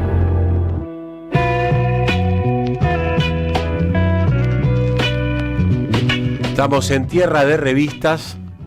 ¿No? Sí, tierra de revistas. Acá adentro de las hojas hay tierra. Y bueno, sí, Ácaros, muchos ácaros. hay que estornudar. Pasamos la hoja y tenemos bonus track. Nos quedamos hablando de Gramsci y del fascismo. Fascismo. Del fascismo de Collante. No, dijiste que trabajaste en Estados Unidos. Pará, ¿cómo te fuiste a trabajar a Estados Work Unidos? and Travel. ¿Migrante? Cuando Te trataron de sudaca, sí, la verdad. No, era muy divertido cuando Pero fui a sos hacer blanquito, boludo, ¿por qué te discriminaban? Cuando fui a hacer el trámite se llama el quill, viste que tenés que sacar el número. No había nadie en la oficina y yo tenía 20 años, o sea, imagínate, mi primera vez en otro país, todo, Claro. y aparte yendo a trabajar. ¿Y una larga cabellera? Y tenía mucho pelo. Mucho Uy, me pelo. voy corriendo. Y fue muy divertido que cuando lleno todo el formulario hay una pregunta, un apartado que era raza. No me olvido más. Y yo ya había hecho el CBC de antropología, yo ya estaba convencido de que iba a estudiar eso, entonces ya tenía ciertas nociones y me impresionó. Estoy hablando del año 2006, que preguntaran eso. Entonces fui con mi mejor inglés. Ahí te cambiaron las horas de trabajo. Le digo, ¿qué tengo que contestar acá? Y me miró y me dijo, caucásico, que era una de las opciones, porque era tipo multiple choice. Y le digo, pero yo soy de Argentina, y por las dudas le digo, que queda en América Latina. Ah, entonces respondé latin, me pone, latinoamericano. Le digo, pero yo hablo español. Ah, entonces respondé hispánico. Y cuando termino le doy el pasaporte italiano. La mina se le reventaba el cerebro, no me olvido más. Y esa fue la que después definía las horas que vos trabajabas. No, esa era una... Esa era la hermana, boludo. Menos jodido del mundo. Vas a ver. vos si vinís caucásico. ¿Me dicen echar la huevo acá? No, pero me acuerdo que... No, pero vos fíjate que una de las cosas que nos hacían... Yo trabajé en una mega corporación, hotel muy grande. Vendía drogas. No. En un hotel 5 estrellas. Como todos los latinos. En un hotel 5 claro, obvio. Tenía cadenas de oro acá. Tenemos tiempo, no sé por qué. No, dale, pero al grano. No, que me acuerdo que con esto de la reforma laboral tuve un problema con la supervisora y entonces fui a hablar con el delegado gremial. Ah, me encantó. El delegado de gremial era el jefe de todo el sector que los miércoles se cambiaba el uniforme. Y yo decía, pero yo quiero discutir contra vos. No me olvido más. Y uno de los grandes problemas que teníamos muchos de los que trabajábamos ahí, que nos empezábamos a llevar mal con nuestros supervisores, porque nos quejábamos básicamente de que no queríamos ser esclavos, era que el lugar de trabajo nos quedaba muy lejos de nuestras casas, que eran unos sucuchos que nos habían dado, no había transporte público. Entonces, ¿volvías caminando? No había forma. Había unas camionetas que ponían ellos. Pero mi jornada laboral paga terminaba a las 9 y la van pasaba a las 11:30 y me llegaba a mi casa a las 12. Entonces me acuerdo que los primeros días era como, che, ¿qué está pasando? Y yo hablaba con el resto y todos inmigrantes ilegales, todos mirando al piso. Nadie puede decir Y nada. yo estaba... Soy yo el que tiene que decir algo acá, increíble. Yo tengo documentos. Y no me olvido más que me acuerdo que llega un día la combi, esto es para dimensionar hacia dónde vamos. Es obvio por qué la mina te trataba Obvio. así. Y me acuerdo que la camioneta tenía lugar para 10 personas y había 25 personas. Entonces, en vez de organizarnos y nadie subirse, todos se peleaban para subirse. Y la idea era que el chofer hiciese un viaje ida y vuelta que iba a tardar 1 hora más. Con lo cual ibas a tardar 1 hora más en llegar a tu casa. No me olvido más que convencí a un búlgaro, Petar, nos paramos adelante de la combi y le dijimos, no salís. Llamá a otro por el walkie-talkie. Hasta que llamó a otro. Claro, y ahí te organizaron las horas. Pero bueno, a partir de ahí empezamos a sentar un precedente. Me acuerdo que éramos los más populares con el búlgaro. Después nos daban de comer, ¿viste? Porque claro, le ganábamos 1 hora de vida al resto de los compañeros. Claro. Nicolás, esta semana te toca trabajar a las 4 de la mañana. ¿Vos te reís? Lamentablemente. Vos te reís, pero sí. Funciona así. Bueno, la esa es la reforma laboral hacia la que vamos. Bueno, ¿dónde estamos? Estábamos con Gramsci. Y lo que dejé para esta segunda parte, para este bonus track, es el rol del Estado que le tocó analizar y le tocó sufrir a Gramsci y pensar el rol del Estado actualmente. Porque si durante el fascismo el Estado era un actor central en esta imposición de este nuevo modelo industrial, de este fordismo, hoy el Estado va muy por detrás de las Big Tech, de las grandes empresas, conglomerados tecnológicos, que actúan las más de las veces con una total autonomía, una casi soberanía de facto, creando sus propias jurisdicciones digitales, evadiendo regulaciones, rivalizando incluso con los propios estados. El propio Twitter X, que ahora tiene esta empresa de tecnología Grok, que es su propia inteligencia artificial, funcionan los servidores en un estado de los Estados Unidos, que ahora no recuerdo el nombre, y tienen para alimentar los refrigeradores, porque eso genera mucho calor, usinas que funcionan quemando petróleo, y eso va en contra de la ley, del propio Estado. Y les chupa un huevo y la mitad y un cuarto del otro. Por eso está la idea esta de traerlos, esos servidores al sur. A la Patagonia. A la Patagonia. Que no hay nada ahí, ¿viste? Arriba de un glaciar van a poner la computadora. No, yo escuché también proyectos de llevar los servidores al espacio. Claro. Entonces, sí, para el fascismo de Gramsci, justamente este Estado fascista se presentaba como una solución políticamente regresiva y violentamente movilizadora de la crisis. Por el contrario, este neofascismo que nos toca vivir en la actualidad promueve una gobernanza tecnocrática y apolítica. No moviliza. La marcha sobre Roma hoy no tendría ningún sentido, porque ahora este neofascismo se presenta como neutral, como eficiente, guiado por datos, por algoritmos, ¿no? Por supuesto, estamos hablando de que es igualmente despótico que el otro fascismo, pero se presenta con una cara más amable y conveniente. Estas megas corporaciones además se presentan como progresistas, porque vos escuchás este discurso en Estados Unidos y en otras partes del mundo diciendo que conectan al mundo, democratizan la información, combaten el cambio climático con los autos eléctricos. Ayer mismo, con lo que fue la presentación de la Super Bowl, yo escuché a panelistas decir boludeces como que esto es posible que Bad Bunny esté en el entretiempo porque ahora con internet la música no depende de las radios y de las corporaciones, y vos decís... No. Vivimos en una nube de pedo. Gente grosa. Spotify Spotify es el mal. Es el mal. Es el mal. Hay que subir los temas a Spotify todavía, pero es el mal. Pero es que son las condiciones. Nosotros no podemos elegir la cancha. La cancha es esta. Nos toca jugar el partido. No es que nos tenemos que sentir mal por usar YouTube, por usar una computadora y usar Microsoft. Pero la Unión Europea empezó a hacerlo. La Unión Europea empezó a decir, tenemos que empezar a discutir si vamos a usar Microsoft, si vamos a usar estas plataformas completamente cooptadas que se guían y se rigen sin ningún tipo de ley y que buscan pasar por encima de regulaciones soberanas que en definitiva se rigen por democracias liberales, que nos guste o no. Se basan en una elección indirecta de representantes, pero que tienen elecciones. Algo que me quedó picando del principio del programa y que me parece interesante que vos traes, es que las redes sociales, pienso en Instagram, todavía conlleva esa cosa bien antigua de los humanos de contarnos historias. Uh-huh. Incluso hay una fascinación por el pasado. Vos viste que los distintos videos, los reels, te llevan a eso, ¿no? Tanto para comprar como para contarte algo, para que vos gustes de algo.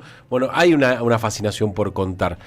Claramente para generar simplemente un negocio comercial, pero hay algo ahí que captan, ¿no? de nuestra propia esencia para jugar. No son simplemente algo malo. Evidentemente se posan o utilizan lógicas que para nosotros son todavía muy importantes, como la de contar historias. Bueno, ahí está el tema de cómo desentrañar todo esto, ¿no? Porque está bien desenchufarse. Pero bueno, tampoco vamos a ser tecnofóbicos. No, pero sin lugar a dudas. Pero tampoco creer que la tecnología es neutral. No, hay que hacer como Rusia, un Facebook argentino. Bueno, o China. o Irán, que no funciona, digo, con todas las salvedades que Nos podemos acaban de hacer, digo, bombardear. ¿no? Pero digo, toda la discusión que hubo en Irán sobre Google Maps. No, el apagón que hicieron directamente, Bueno, por ejemplo. Digo, si mañana alguien se pone mal en términos negativos con nuestro país y deciden, dejamos de tener medios de pago.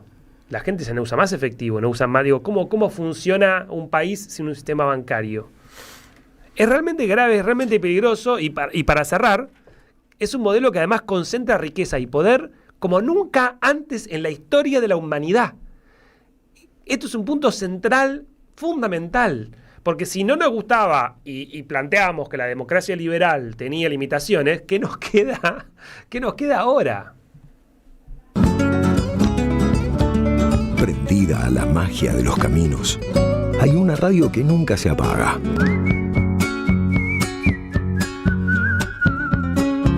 Porque es demasiado aburrido seguir y seguir la huella. Prende la radio. Prendete. AM530. 20 años. Somos radio. Somos comunidad.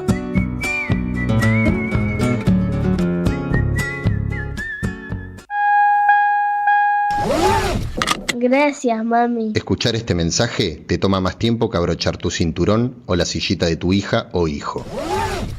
Un clic que salva. Ministerio de Transporte, Gobierno de la Provincia de Buenos Aires. El destino de tus vacaciones está en Turismo Cabal. Viví los momentos que querés, con viajes armados a tu medida, con las mejores ofertas y los paquetes que buscas, con más de 35 años de experiencia.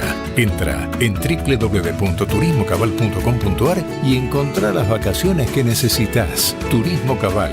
Seguridad en viajes. Destinada a la cartera de consumo. Más información en www.turismocabal.tour.ar. Queridos compatriotas, ¿se escucha bien? Quiero decirles que yo también los escuché, los escucho y los voy a escuchar siempre. No es un momento más, es un momento clave. No hay solución para el país con esta política y lo saben. Llega lo que el país necesita. La mirada sobre la actualidad que estaba faltando. Muy pronto, 11:11 por Argentina 12. Periodismo con opinión. No fue magia. Cuarteto Cedrón presenta Siempre Estoy Llegando. Domingos 1, 8, 15 y 22 de febrero a las 20 en Hasta Trilce, Masa 177, Capital Federal. Esto es simple, querida, como el globo de luz de los... No te pierdas a Juan Tata Cedrón y su cuarteto. Y la música viene a mi lado, la música. Conseguí tus entradas por Alternativa Teatral. Llega el verano y la cultura vuelve a ser un lugar de encuentro y alegría. Este verano te invitamos a disfrutar de vacaciones en toda la provincia de Buenos Aires con una programación pensada para toda la familia. Disfruta de teatro, música, cine, juegos, talleres y lecturas de verano. Con más de 600 actividades libres y gratuitas y la presencia de 1000 artistas en circuitos culturales que recorren cada territorio. Porque lo mejor de la cultura es la felicidad de compartir. Conocé la agenda completa en institutocultural.gba.gov.ar. Instituto Cultural, Gobierno de la Provincia de Buenos Aires. Estás escuchando Revista Amartya. Esa flecha rebelde que esquiva al blanco. Conduce Julián Saúd y equipo. Revista Amartya, todos los lunes a las 22, en la radio de las madres.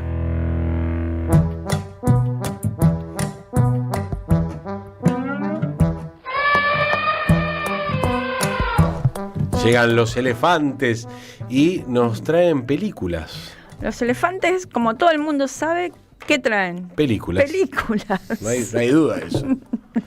¿Quién lo duda alguna vez? Jamás. Jamás. Yo veo un elefante y quiero ver una película. Con tus hijos, elefantes. Por supuesto, elefantitos.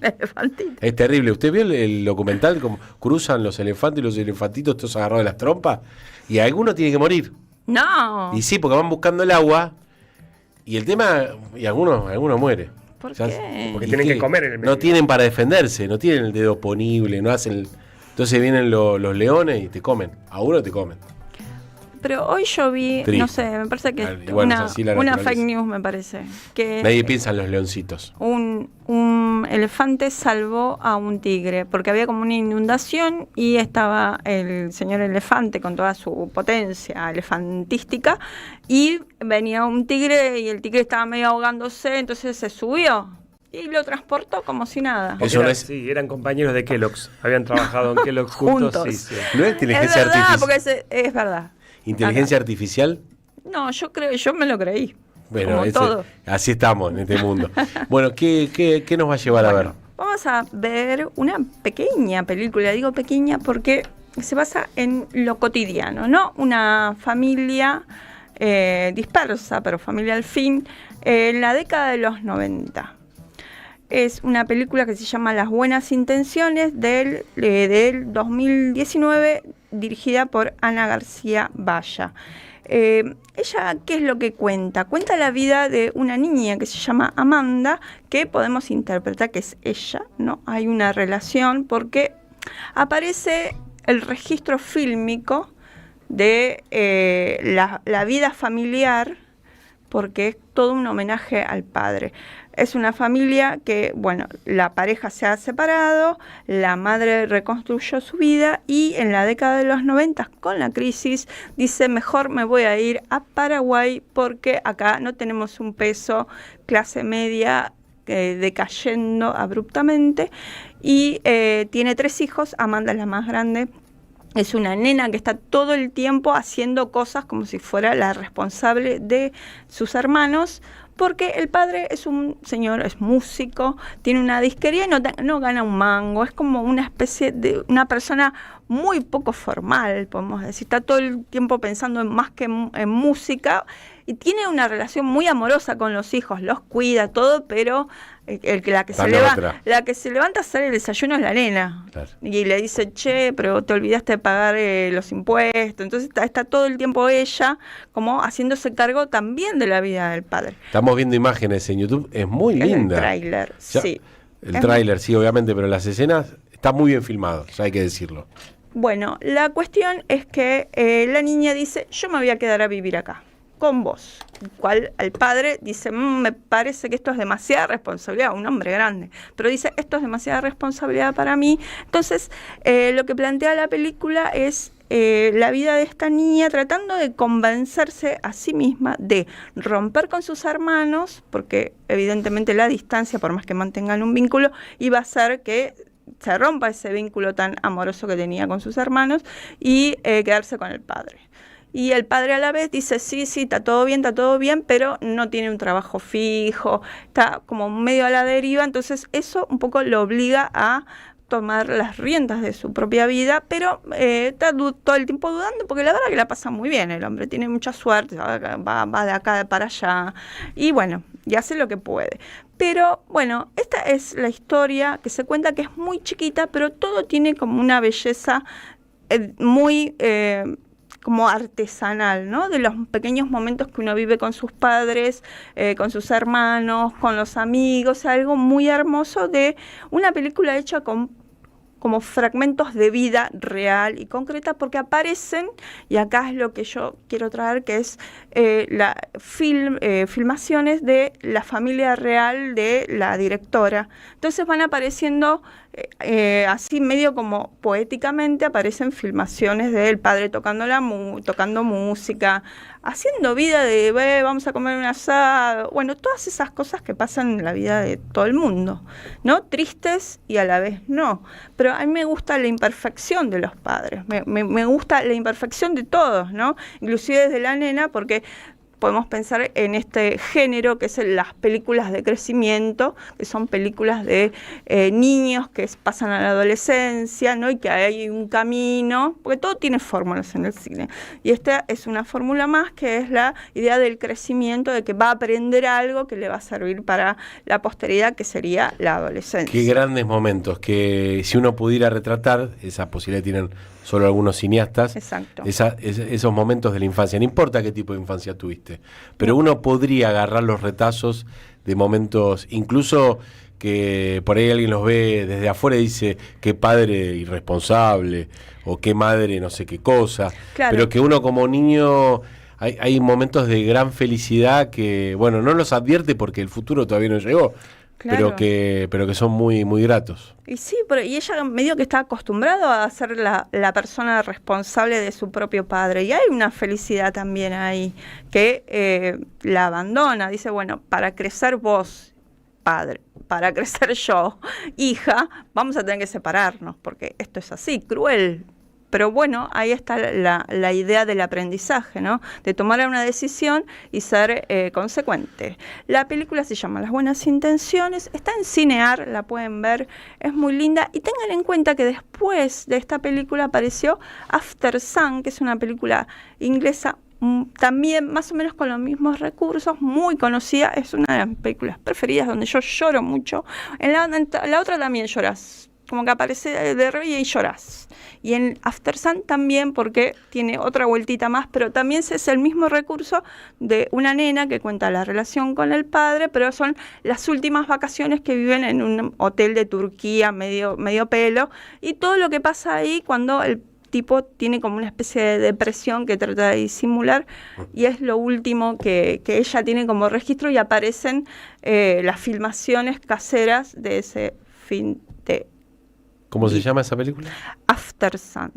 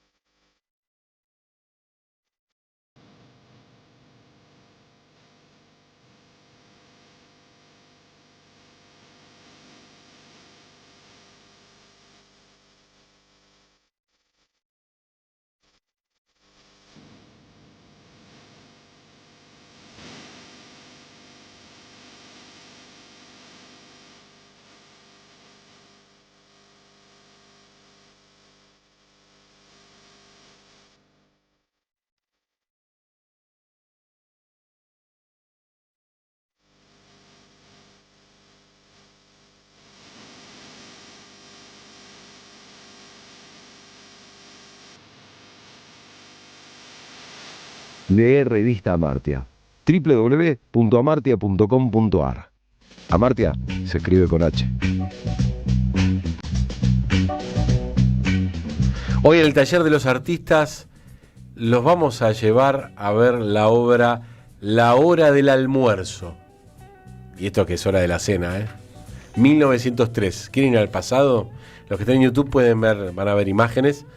Hablamos de un pintor, por ahí no lo tienen tan conocido, está, mirá, ahí en primer plano, Pío Colivadino, o Collivadino, yo creo que le habrán dicho Colivadino. Paisajes de una Buenos Aires que iba dejando su pasado. Silvana Jauregui nos lleva a recorrer las imágenes que retrató este inmigrante, podemos decir, de principio de siglo.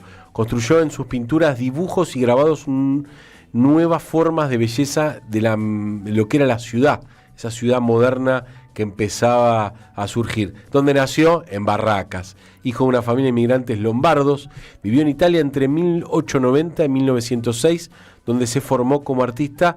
Desde su regreso al país plasmó en sus obras la transformación de Buenos Aires. Fue tan influyente en el campo artístico en el comienzo del siglo XX, que fue el primer artista argentino que participó en la Bienal de Venecia en el año 1901. 2 años más tarde envió el óleo La Hora del Almuerzo, que estamos hablando, obra que pertenece al patrimonio del Museo Nacional de Buenos Aires. Fundó en 1907 el grupo Nexus. Si no te hace memoria Colivadino, cuando te diga con quién los armó, no sé si los vas a conocer, pero tiene nombres de escuelas, con lo cual fueron tipos muy grosos. Mirá, Fernando Fader, escuela. Cesario Bernaldo de Quirós, Carlos Ripamonte, Justo Lynch, Alberto Rossi y los escultores Arturo Dresco y Rogelio Irurtia. Pintor, grabador y escenógrafo, participó en 4 ediciones de la Bienal de Venecia. La obra que estamos hoy citando, La Hora del Almuerzo, de 1903, parece un cuadro sin motivo, en el que prevalece el tratamiento formal. Hay una refracción de la luz sobre blancos y el efecto deslumbrante del sol sobre el pozo de cal. Bueno, resulta evidente que no fue esta la única intención del artista. Se trata de un cuadro de tema de trabajador, de un obrero, aunque en buena medida despojado de connotaciones conflictivas. Es el que está en la parte de arriba. Sí, creo que lo debemos tener así solo para ver. Está en el Museo de Bellas Artes y es precioso. Yo me acuerdo porque le saqué fotos sobre todo al hombre sosteniendo el sándwich y comiendo, las alpargatas. Todo tiene un nivel de detalle tan precioso. Están mostrando el puente. Ese Ahí puente es el puente que yo contaba recién de Clarín. Ahí está, mirá. Es impresionante, el Victorino de la Plaza. Bueno, te lo pintó Colivadino. Mirá, no sabía. Bueno, como bien dice Mariana Collante, podemos ver este cuadro en la sala 21 del Museo Nacional de Buenos Aires. Además, te recomienda Silvana Jauregui ir al Museo Pío Colivadino, espacio cultural de la Universidad Nacional de Lomas de Zamora, que está ubicado en Medrano 185 en Banfield. Quiero ir a Banfield. ¿Usted de Banfield? No, pero vaya. Pero voy. Entre Avenida del Cine y Belgrano. Además de conservar el patrimonio, busca generar un diálogo constante este museo en entorno social, educativo y cultural. Bueno, perdón, son los inmigrantes que pintaron nuestra aldea, ¿no? Como si fuera su propio mundo. Horario abierto miércoles a sábados de 14 a 19.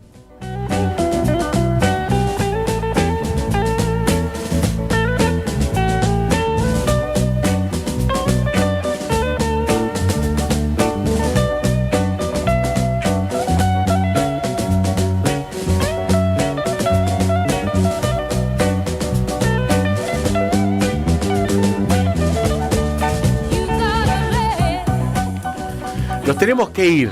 Fíjate la música que te dice nos vamos. Cómo volvimos con todo este 2026.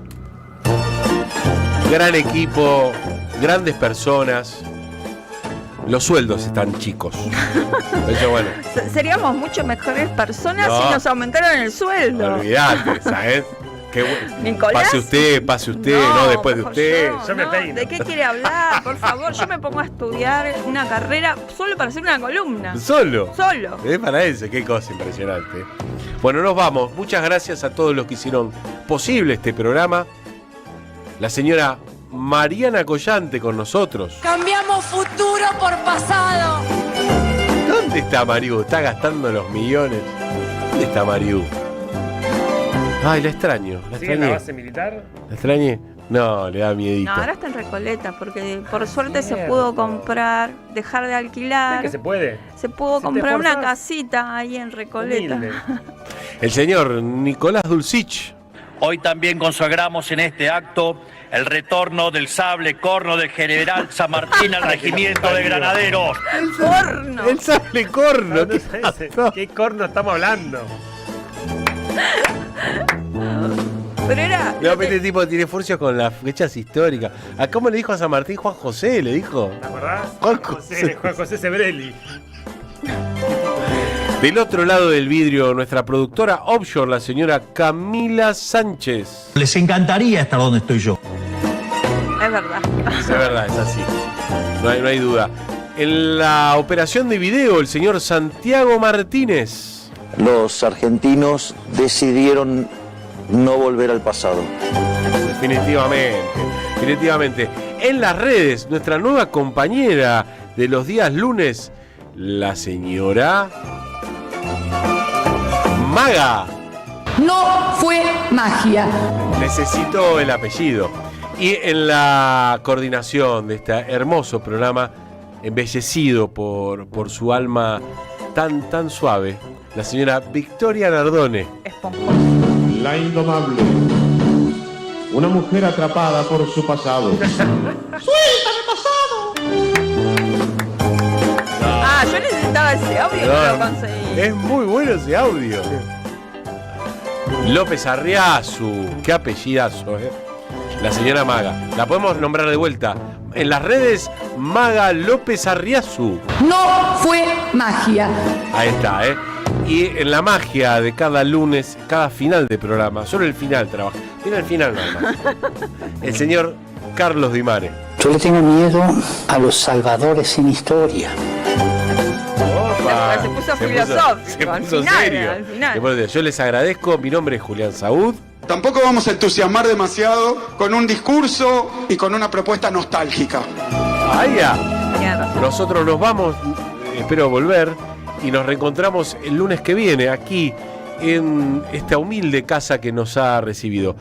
Recuerden, Revista Martia se escribe con H. Pugliese. Sigan la continuidad de la M530.